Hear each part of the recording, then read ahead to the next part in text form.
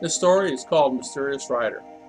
Are you lucky enough to have a grandma? If so, then the first chance you get, ask her to tell you some of the things that happened to her when she was a little girl. I wouldn't be surprised if they proved to be the most interesting stories you've ever heard. Grandma McLean was like that.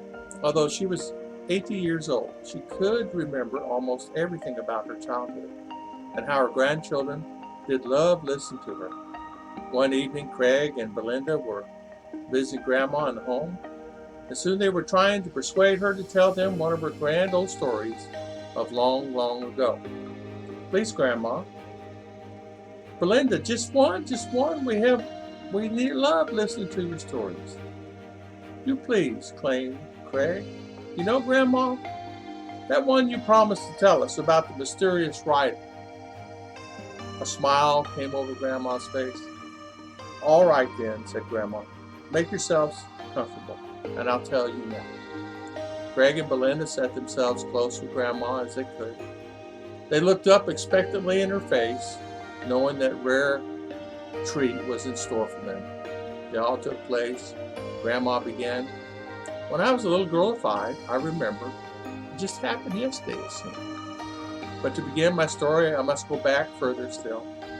100 years or so before that, my great-grandfather left England and set sail with his family to America. They settled in New England, and the children grew up and moved into farms of their own.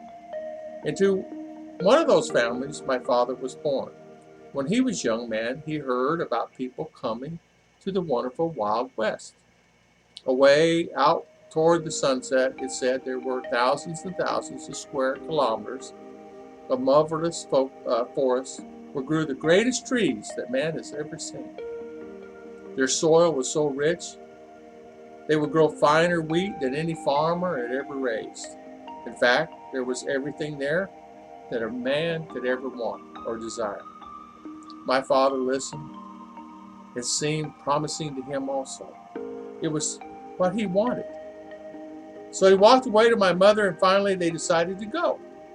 There were no trains back then and no roads. It meant a journey of 4,000 kilometers across open prairies, forests, and rivers, and over mountain ranges, until all their goods had to be crowded into one covered wagon, drawn by 2 oxen. Tell us about the covered wagon, said Belinda. Well, just a word, said Grandma, but we haven't gotten to the real story yet. Unusually, several families traveled together not only for company but guard against Indians, who often attacked these caravans. They thought that the white people were coming to drive them off their lands. And did you travel in one of those covered wagons? Belinda, her eyes wide open with wonder. Yes, I surely did, said Grandma. I was only 5 when we started, but I still remember everything that happened. How long did it take? Craig asked. More than 6 months, said Grandma. We left home in April, and as soon as the snow was gone, it was October before we caught of Mount Hood in Oregon. It was far to the west. Some days it was very hot, and then we would get all terribly thirsty. I think the oxen felt more than we did because they had almost all the work to do. I remember one day we traveled miles and miles without any water. Suddenly, the oxen stopped. They refused to haul the wagon another yard. Father took the yokes off of them, and suddenly they started to run. They had neither seen scented water several kilometers away, but they were too weary to take the wagons with them. See, they smelt water. Did you catch them? Oh, yes, said Grandma. That was easy. They only wanted to drink water. We started off again, after their bellies were full of water. But the rider, the mysterious rider, when did he appear? Just wait a minute, Belinda. We're coming to that, all in good time. See, some other things to happen first. We rode day after day, week after week, month after month. The poor oxen became more and more footsore and tired and weary. Father did not dare them to let them rest very much, for he knew that he had to get over the mountains before the snow would fall. Then, too, the food began to give out. We were just allowed so much a day, and no more for Father because he ran out of food. We ran out of food, and we would die on the way. Father only ate very little. And so were the oxen, becoming more and more tired, and Father getting more and more worried. We moved westward. As long as we began to climb the mountains, I don't think how anyone could ever found their way across, for there was no roads there that they are nowadays. It was so wild and rocky. Sometimes things jolted out of the wagon, many times, but we still went on, climbing up and up, with the oxen sweating and my father showing his hardest behind them. At last we reached the summit, and in the distance we could see Mount Hood, a white peak gleaming in the morning sun. We know there was still many, many more days of travel, but we knew that it seemed to us that the journey was almost over. And then, a morning, one of our oxen died. To climb the mountains had been too much for him. We were just with one ox. We could never pull that heavy wagon again. Father was at his wit's end. He did not know what to do. He called to the people in the other wagons. They were sorry, but they could not do anything. Their oxen, too, were almost tired and almost worn out. And their food was almost gone. They felt like they had to go on without, and so they did. I'll never forget how we all felt when the last wagon load was gone, and we pushed down below the mountain of that very steep. We were alone at the summit of the Cascade Mountains, with no means of getting away, and only enough food for the last 2 or 3 days. Night came on. It was very cold. Father wondered where the snow would come. And what did we do then? He lit a fire and gave something to eat, and I was put to bed. Him and Mother sat up and talked about what they could do.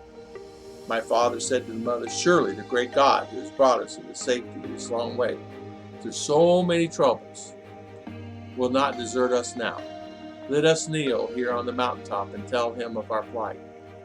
And they knelt, 2 of them, in the dark, cold wind blowing, as they called out to God and told God what had happened. They trusted him to deliver them. They arose, and soon after they tried to sleep, the night wore on upon our little lonely camp in the bright, cold stars looking down. Midnight passed, 1 o'clock, 2 o'clock, 3 o'clock. Dawn was just beginning to break.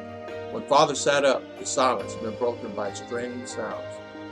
Clippity-clop, clippity-clop, clippity-clop. Horses! Do you think it's Indians? Whispering Mother. Leap into the side, I'm not sure. There's many of them around here. I don't know. His voice very calm and steady.